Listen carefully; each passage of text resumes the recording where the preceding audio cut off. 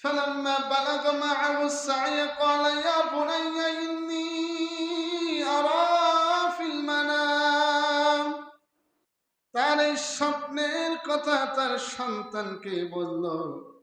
সন্তানকে বলার পরে সন্তান বলতে লাগলো, সন্তান কি বলল আর বাবা কি বলল, কত সুন্দর কথা, কত সুন্দর আদব, কত সুন্দর আখলাক। আজকে আমাদের সন্তানদেরকে বুঝাইলে আমাদের সন্তানেরা বোঝে না। যদি নামাজের কথা বলি তখন সন্তান বলে তোর থেকে আমি কি বেশি বুঝি না কম বুঝি।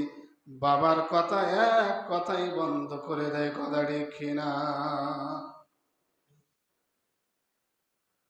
ইব্রাহিম আলাইহিস সালাতু ওয়াস সালাম সন্তানকে বলল, বাজান আমি তোমাকে স্বপ্নে দেখেছি তোমাকে জবাই করতেছি, এখন তোমার অভিমত কি?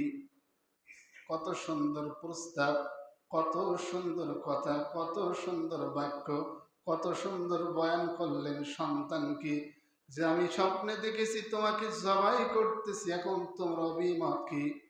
সন্তান তখন বলল, ওয়ালা ইয়া আবাতি ফাআল মা তুমার।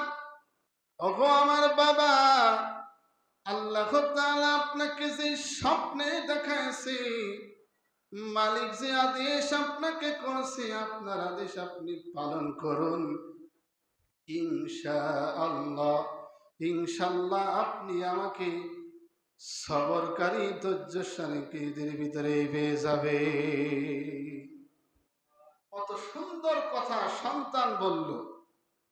সন্তান বলল না যে এত মানুষ থাকতে কাউকে আল্লাহ দেখলো না, 100 বছর বয়সে আল্লাহ একটি সন্তান আপনাকে দিল, এরপরও আল্লাহ জবাই করতে বলল। সন্তান কি বলল? ইনশাআল্লাহ। ওগো আমার বাবা, ইনশাআল্লাহ আপনি জবাই করবেন, আল্লাহর হুকুম পালন করবেন, আমাকে ধৈর্যকারী ধৈর্যশীলদের ভিতরে পেয়ে যাবেন।